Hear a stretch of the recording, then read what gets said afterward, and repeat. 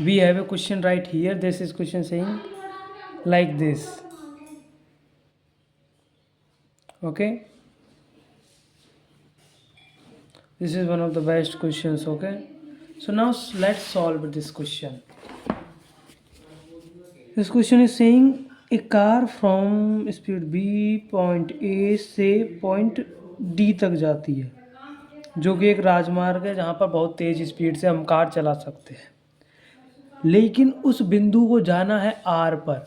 Are बोले तो are distance in खेत which is called v. From point C से यहाँ पर जाना है इसको। सो हम देखेंगे, ये पॉइंट सी मान लेते हैं, हमसे पूछा है ये, जिसको हम मान लेते हैं एक्स, और इस पूरी लंबाई को हम मान लेते हैं एल।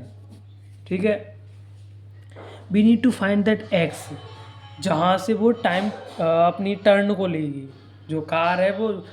और हमें दिखाया गया है कि जो खेत में इसकी स्पीड हो जाती है, जो इनिशियल स्पीड से नीटा टाइम्स कम हो जाती है, तो इसमें एक्सेलरेशन बराबर 0 है, ये हमें दे रखा है। ठीक है, सो हमें फाइंड करना है lowest time, not lowest distance, क्योंकि डिस्टेंस इसमें ज़्यादा होगा इसमें कम होगा, ये हमें पता है। और हमें ये भी पता है कि जो डिस्प्लेसमेंट है, चाहे हम किसी भी रास्ते से जाए डिस्प्लेसमेंट समान होगा, तो हमें चाहिए लोएस्ट टाइम। लोएस्ट टाइम निकालने के लिए हम क्या करेंगे, सबसे पहले हम निकाल सकते हैं डिस्टेंस, क्योंकि डिस्टेंस से हम टाइम निकाल सकते हैं, क्योंकि वेलोसिटी तो कांस्टेंट है, तो हम सिर्फ डिस्टेंस से ही निकाल सकते हैं लोएस्ट टाइम।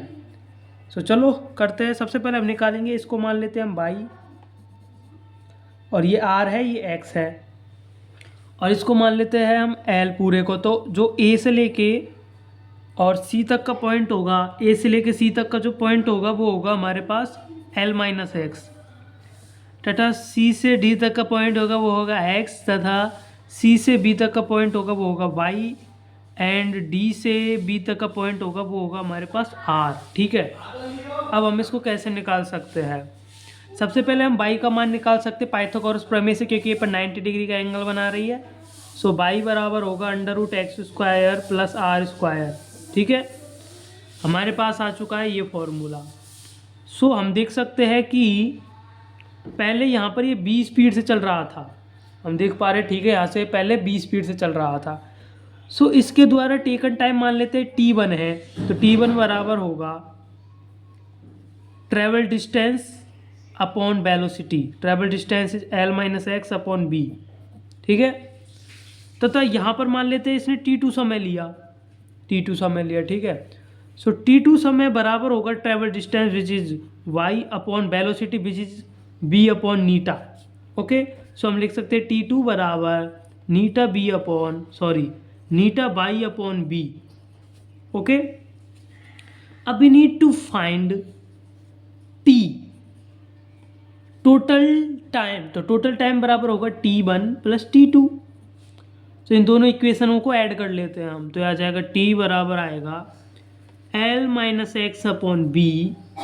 ओके, यहाँ पर ये नीटा ऊपर चला ही गया, और बाई को हम लिख सकते हैं √x² plus r²। So plus नीटा upon V into x² plus r²। ठीक है, नीटा into B into x² plus r², हम इससे लिख सकते हैं इसको। अब हम देख सकते हैं कि इसको और सिंप्लीफाई कर लेते हैं पहले, तो और सिंप्लीफाई करेंगे तो हम 1/b कॉमन ले लेंगे, हो जाएगा L माइनस एक्स प्लस नीटा √x² प्लस r²। ठीक है, सो हम देख सकते हैं कि यहाँ पर वेलोसिटी तो एक कांस्टेंट है, वेलोसिटी चेंज नहीं कर रही, क्योंकि यहाँ पर कोई एक्सेलरेशन नहीं है। तो हम देख सकते हैं कि यहाँ पर L भी एक कांस्टेंट है, क्योंकि total distance from A to D constant रहेगा, लेकिन x कांस्टेंट नहीं है, क्योंकि हमें x ज्ञात करना है। और जो चीज़ ज्ञात करनी है वो भला कांस्टेंट कैसे हो सकती है, क्योंकि x यहाँ पर भी हो सकता है, x यहाँ पर भी हो सकता है, हमें पता नहीं है। This is a variable. तो हमें लोएस्ट टाइम निकालना है, तो इसके लिए हम डिफरेंशिएशन डेरिवेटिव्स का उपयोग कर सकते हैं, जिसमें हम लोएस्ट एंड मैक्सिमम निकालते हैं। यदि हम इसका ग्राफ बनाएंगे तो एक पॉइंट ऐसा आएगा जहाँ पर ये ग्राफ का स्लोप 0 के बराबर होगा, वो पॉइंट मिनिमम तथा मैक्सिमम होते हैं। जहाँ पर स्लोप 0 हो उसको हम मैक्सिमम या मिनिमम कहते हैं, लेकिन इस ग्राफ के लिए स्लोप 0 का मतलब सिर्फ मिनिमम है। जो कि हमें पता है। तो हम क्या कर सकते हैं, हमें dt अपॉन dx कर सकते हैं, इसका डिफ्रेंशिएशन कर सकते हैं एक बार। सो डिफ्रेंशिएशन कर लेते हैं। सो dt अपॉन dx बराबर होगा, अब v तो कांस्टेंट है तो इसको ऐसे के ऐसे ही छोड़ दो, 1 upon B into dl upon dx minus dx upon dx plus नीटा भी कांस्टेंट है, इसको ऐसे छोड़ दो, dx अंडर रूट में x square plus are square, और इसको हम रख देते हैं बराबर 0 के। ठीक है, अब हम इसको आगे सॉल्व करते हैं। सो ये हो जाएगा b, इधर हम एक काम करते हैं, इसको b को यहाँ पर पहले ही पहुँचा देते हैं ताकि इसमें कोई दिक्कत ना आए। और ये कांस्टेंट है तो कांस्टेंट का यदि हम करेंगे अवकलन तो वो 0 आएगा, तो 0 को तो लिखो ही मत, माइनस dx अपॉन dx 1 के बराबर होगा, प्लस नीटा है तो नीटा का नीटा होगा। अब यदि हम इसका करेंगे तो ये हो जाएगा, इसका करेंगे तो ये हो जाएगा इसकी पावर हाफ, ये हो जाएगा x square plus are square की पावर हाफ, -1 तो नीचे चला जाएगा, और ये आएगा हमारे पास लगभग x अपॉन अंडर रूट में x square plus are square,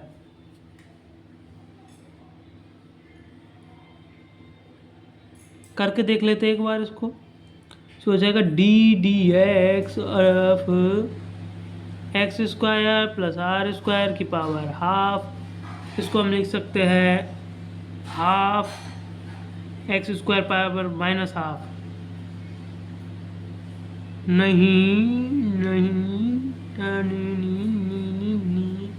और गुणा में हो जाएगा चेन रूल का उपयोग करके 2x, चेन रूल का प्रयोग करेंगे तो यहाँ पर 2x भी आ जाएगा, तो हो जाएगा हाफ इंटू यहाँ पर हो जाएगा 2x divided by under root x square plus are square, 2 से 2 कट जाएगा तो हो जाएगा x upon x square plus are square. ठीक है, यही आएगा, जो कि मेरा जम्सन बिल्कुल सही था, बराबर 0 के कर देंगे। अब हमें पता है बराबर 0 तो मिनिमम ही देगा, तो हो जाएगा n into x upon under root x square plus are square बराबर 1, क्योंकि इधर चला गया, तो x upon x square plus are square बराबर 1 अपॉन नीटा हो जाएगा। तो अब हम क्या करते हैं कि इस पूरे के स्क्वायर कर देते ताकि अंडर रूट की प्रॉब्लम खत्म हो जाए, तो x square upon x square plus are square बराबर 1 अपॉन नीटा स्क्वायर। ठीक है, अब हमें एक्स ही चाहिए, ठीक है, तो हमें यहाँ पर एक्स चाहिए।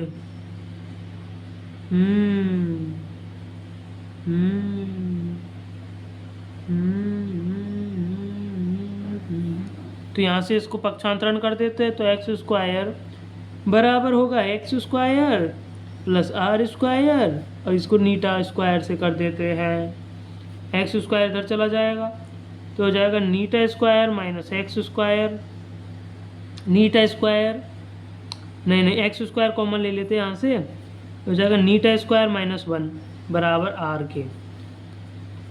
सो एक्स बराबर होगा अंडर रूट आर अपॉन नीटा square minus 1, and that is the problems हल डन। ठीक है।